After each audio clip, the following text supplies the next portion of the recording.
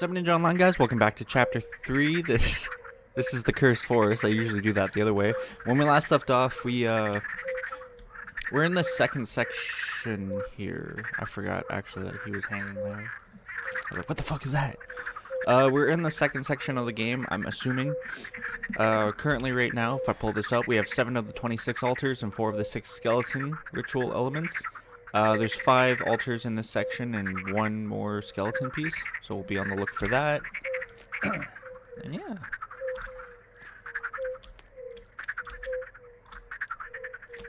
I did make sure it wasn't a fake wall. More drawings about the altar. Or sacrifice, I guess.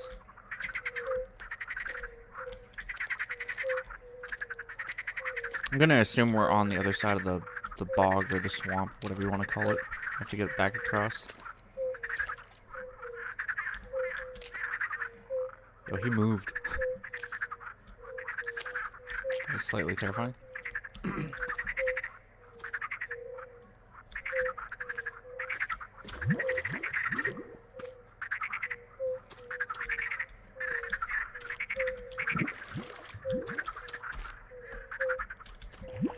That's not what I wanted.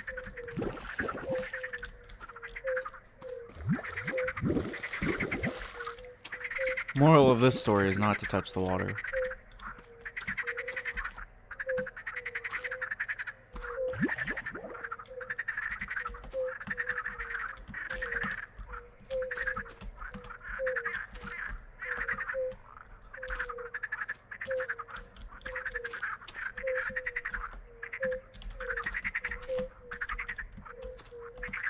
Alright, so far so good. I think this is the tree we got grabbed at, right?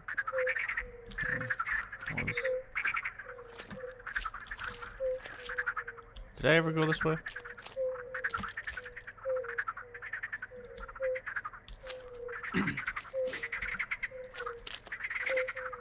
Can I say no?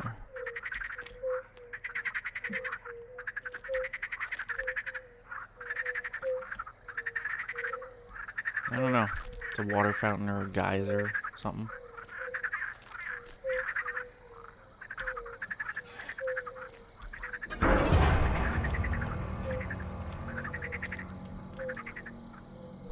That almost was bad because like I shifted my chair so I wasn't fully focused.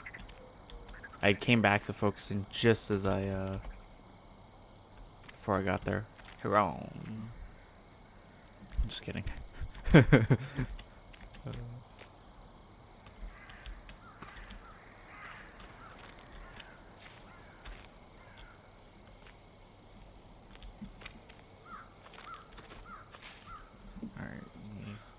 Put that on mute. I forgot. Actually, forgot to check what time I started recording, but I have a rough estimate.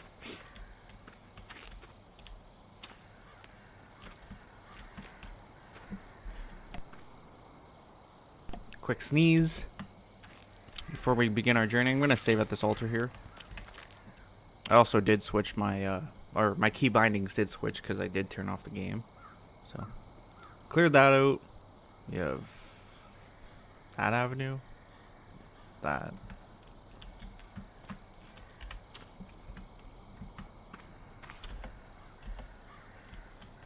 Well, I almost missed that. New information about altars. Get my reading voice on here. There are more of these curious altars scattered around. When lit, the fire gives off a warm glow, and the power within them sparks to life. It's as though the ignited flames release something within them. It sounds strange, but standing in their flickering light fills me with a sense of power. And even though I am trapped in this terrible place, for a moment, I feel safe. I think we read this before. I believe the altar's energy are interconnected with grows stronger with each lit flame. No, we haven't. I cannot stay. The longer I reside within this forest, the more terrible it becomes, and time is running out. Every moment this place is changing and adapting to my presence. I feel as though I am sitting in a pot of water that is slowly being brought to the boil.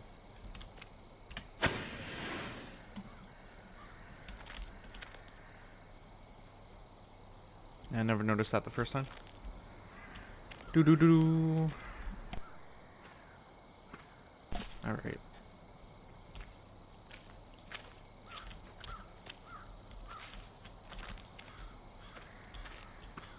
If I can, I'll go up this way.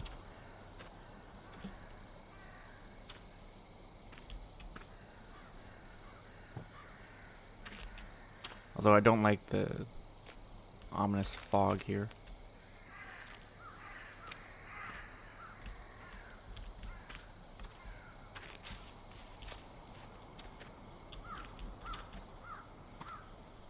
Maybe we'll go the other way for now.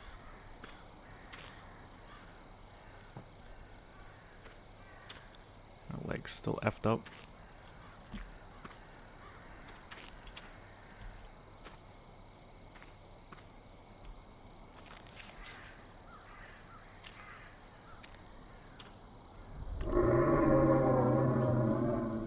That was closer than I anticipated.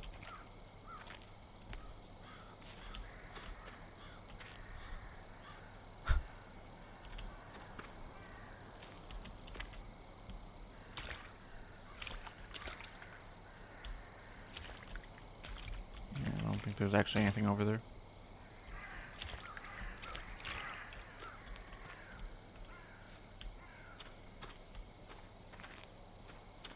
There's also a path to my right there. Should I try that maybe?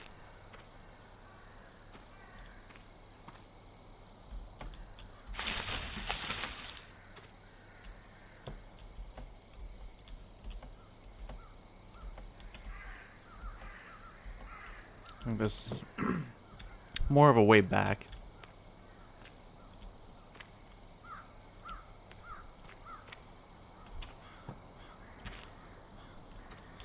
I don't know why I'm losing so many frames over there now.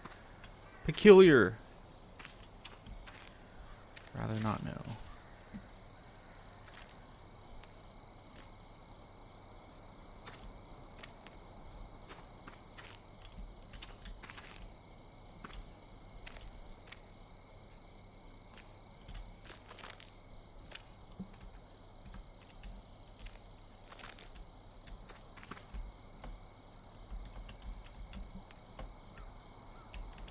There's just a hole there. Okay.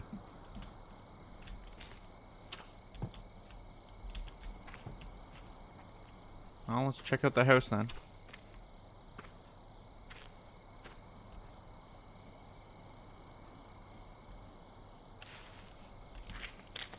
Huh. Saved. I don't know if I like that.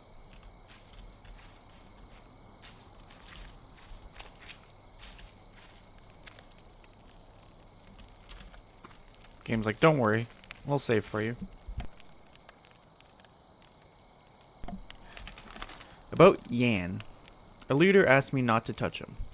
He said that making him disappear would evoke unwanted attention, but all Yan has brought to our settlement so far is trouble. I remember when he first came to us. He used to make trips into the city, which wasn't normal to any of us. Our settlers don't need people like him, but out of kindness, we gave him a chance. Clear my throat here. I tried to invite him to my house for a supper cooked by my wife. I thought that by meeting him eye to eye, we would get to know him better, and with an acquaintance, he would become better accustomed to our lifestyle. He refused my invitation. Then, I invited him hunting. Even this he criticized, telling stupid stories about his past, and how he had decided never to take the life of an animal for sport. My dislike for him grows by the day. I wasn't fooled for a moment by his innocent facade. Yan came to us pretending to be a saint, but everyone has their sins. Soon he will learn that Soon he will learn that the past never truly stays in the past. When we are together, he attempts to turn the conversation toward our leader, trying to steal information out of me about his family. It unnerves me. He may be untouchable for the moment, but that will very quickly change once we have completed the ritual. Then the sinners will get what they deserve. Creepy.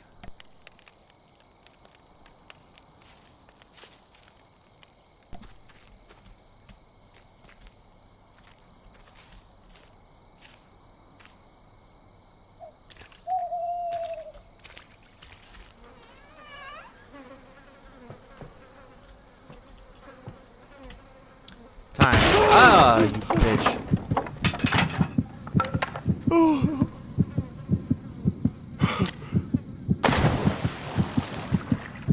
fucking game. I was trying to read that.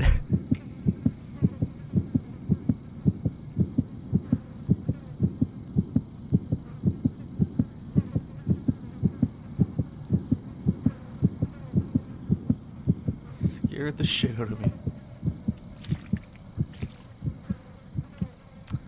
Let's try this again. And for notes. Time. I tried hard, but I can't easily escape this place. That's why for now I've given up attempting to leave. Instead, I'll continue to research and solve the mysteries of what happened here. The shadow of the past covers this land like a suffocating lead blanket woven of pain and suffering. Time here moves cryptically in circles, the past and present merging to show unspeakable horrors. Hidden amongst the trees, you can hear voices of the past calling to you. I think I'm connected, or perhaps tethered, to this place. It won't let me leave. I even can't tell how much time has passed. There's no way to distinguish 1 hour from another. This forest is sucking the life from me. I need to find the way out of here, or this place is gonna kill me. The madness around me has blended reality and nightmare into one hellish existence. I need to hold on to something, hold on to myself, and write down any useful information so I don't miss a thing. I hope that what I find will help the next person trapped here, and he will inform the world about my efforts. I don't want to die nameless.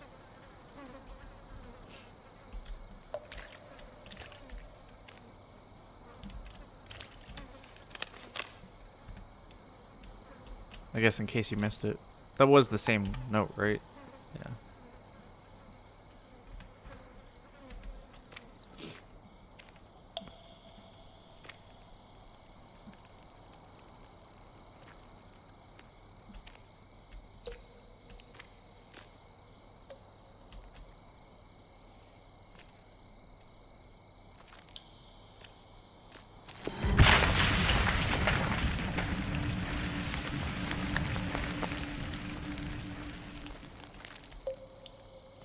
Okay then.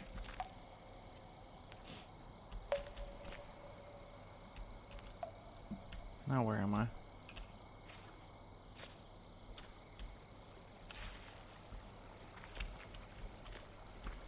afraid to go back in there.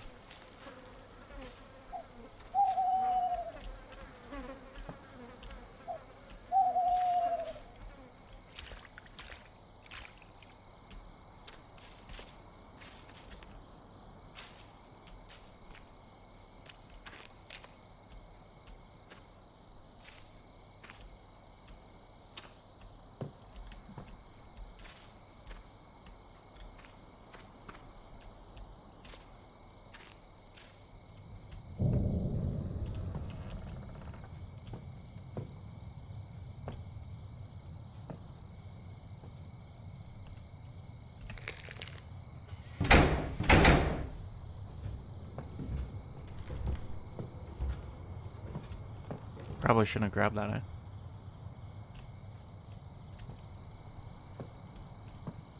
Bricklayer. Door's locked. There's a note in the bedroom. Let me grab this note first.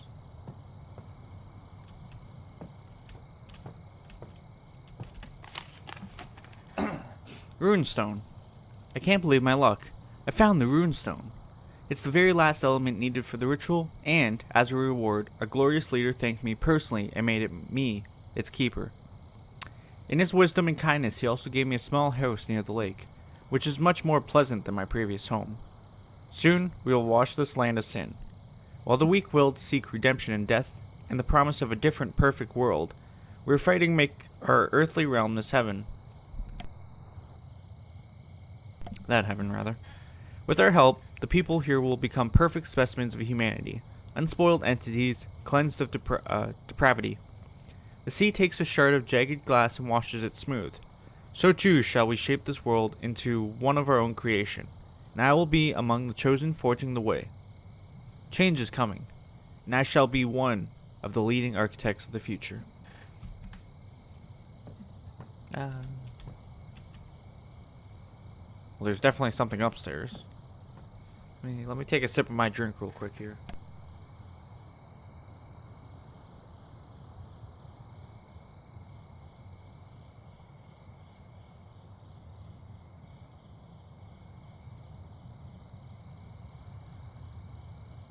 was hoping to like clear my throat better with it, but not really.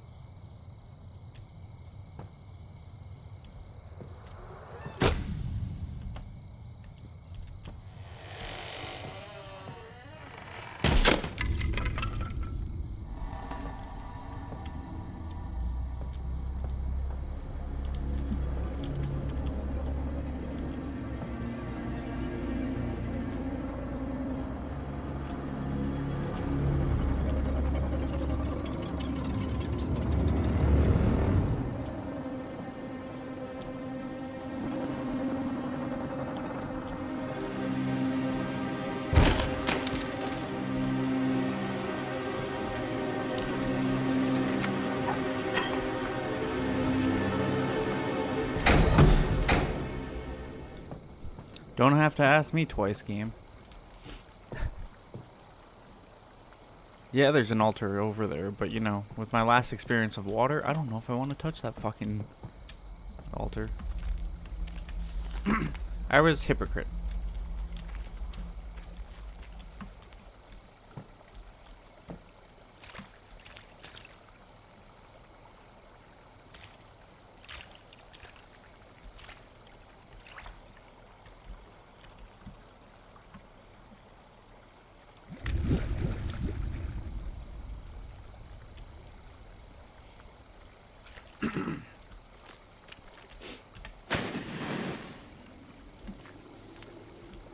Again, can't guarantee I'll find everything, but I'll try my best.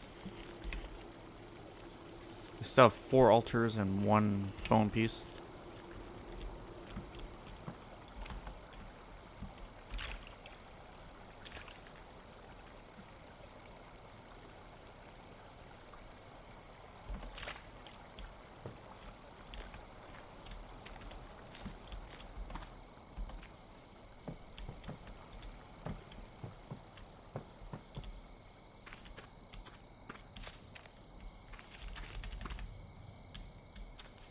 She boarded up.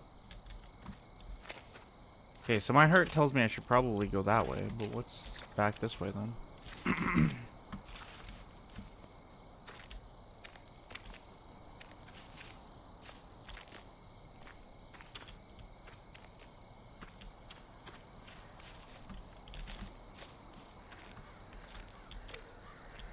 Well, look at this. Hunter's note. Today was the largest failure in all my years of hunting. The deer was right in front of me, only a few meters away, and I missed. I have never missed at such a close distance before. The deer didn't even react to my shot. I shot a second time and missed again. I swear the bullet went right through him. That couldn't have happened. I must have missed. He walked away calmly, as though mocking me. I will not miss again. Next time I see him, he is mine.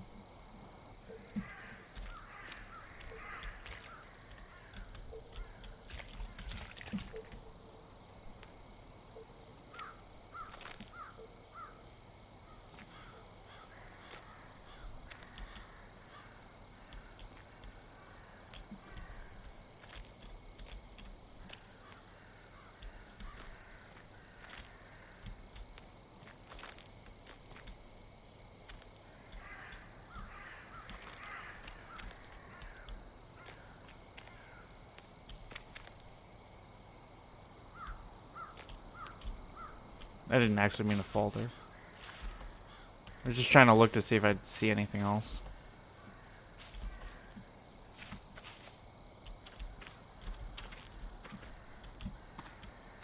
Much as I don't want to, I want to try to go that way.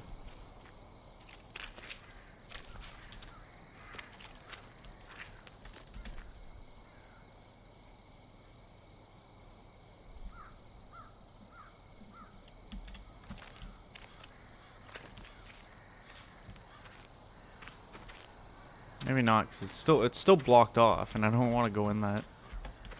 I just have a feeling if I go in that, I'll just die. So I guess maybe we go back.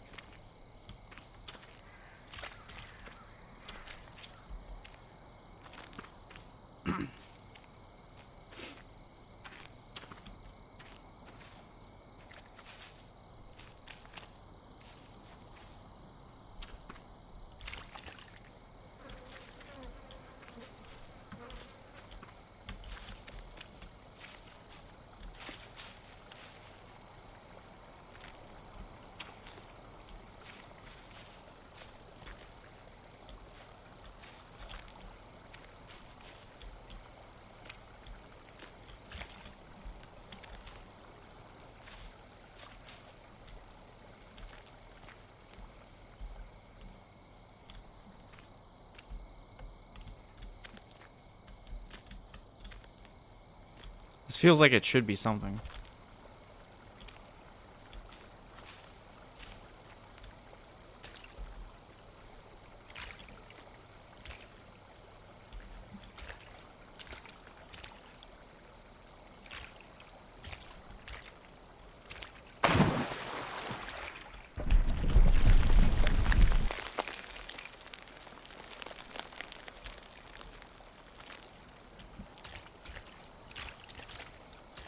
Still unsure.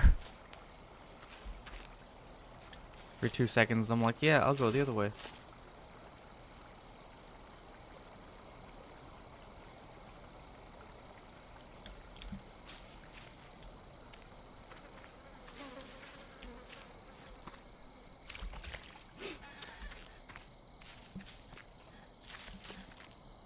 I'll just go for it. If we die, we die.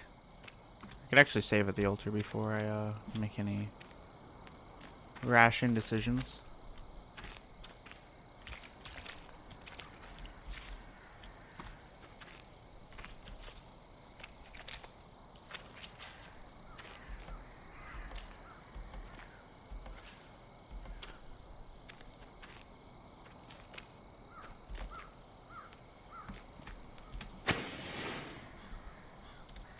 Alright, let's go for it.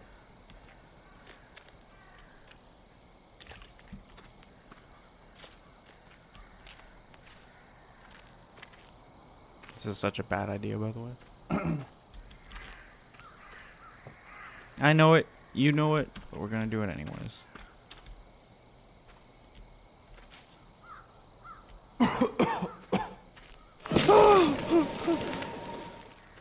See? Not supposed to be up here yet. The problem was I just didn't want to miss anything too big. Like, that was obviously a path there, so I didn't want to have to, like,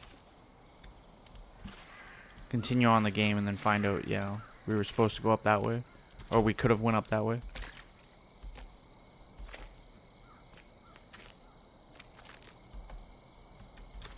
Jump over that.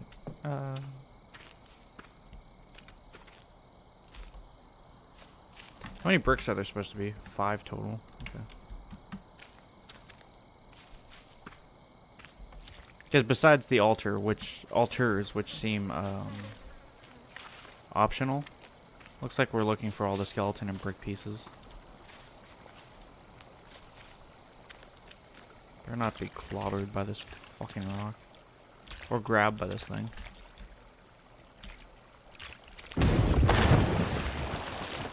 That's why I was over here. Thought I trust that rock? Hell fucking no. Make sure it didn't lead up anywhere.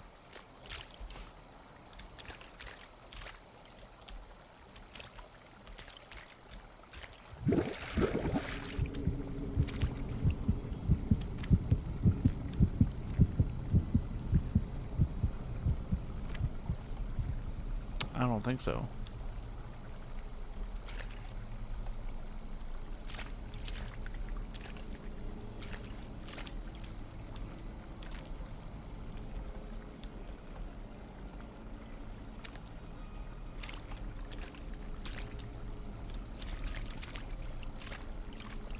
I'm gonna jump out here or something.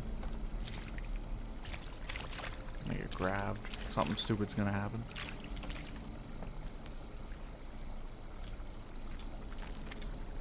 Stormy River.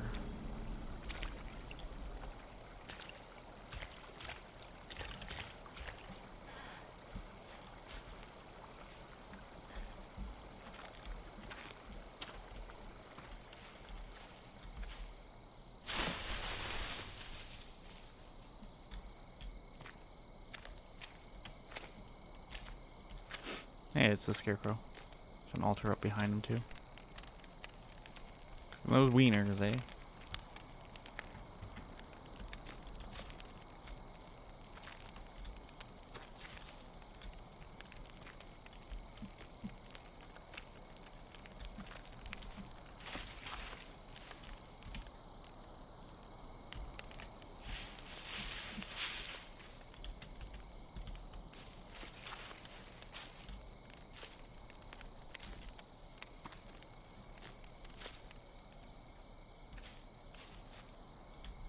leave the knife there then.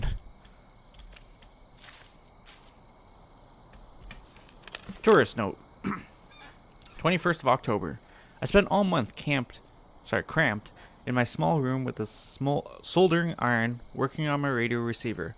The last student project doesn't have to be submitted until April, so I'm way ahead, which is why I agreed to go camping with some friends. We're all from the city, so taking a vacation outside should be an unforgettable trip, hopefully for all the right reasons. Yuri says that he has found an interesting place to set up camp, so everything is ready and I'd better start packing up for my meeting with nature. 25th of October. It's the first day of the trip and we've already failed. We couldn't buy any booze in the shop. The seller said that we were too young. We had no choice but to awkwardly buy a bunch of lemonade. Luckily, Simone brought a huge flask with him. That should make the lemonade more interesting. 26th of October.